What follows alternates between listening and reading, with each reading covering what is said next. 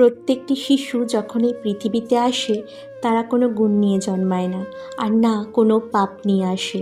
তারা হয় নির্ভেজাল, নির্মল, একটা ফাঁকা কাগজের মতো। তাদের চেতনার ওপর তখন না কোনো ভালো সংস্কারের ছাপ থাকে, না কোনো খারাপ সংস্কারের। কিন্তু প্রশ্ন হলো, তাহলে এই গুণ কিংবা দোষ কোথা থেকে আসে? আমরা কি কখনো ভেবে দেখেছি? আমরা কি কখনো ভেবেছি শিশুরা শেখে কাদের থেকে? এই শিশুরা যা শেখে তা শেখে তার চারপাশ থেকে, সবচেয়ে বেশি শেখে তার মা বাবার কাছ থেকে।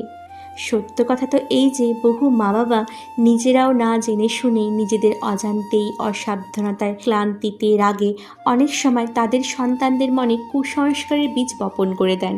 আর সেই বীজ সন্তানদের হৃদয় মাটিতে একসময় এক বিশাল কুসংস্কারের বৃক্ষে পরিণত হয়। তাই যদি আপনি চান আপনার সন্তান হোক মানবিক, ভালোবাসায় ভরা, চরিত্রবান, তাহলে আপনাকেই হতে হবে প্রথম সেই আলো।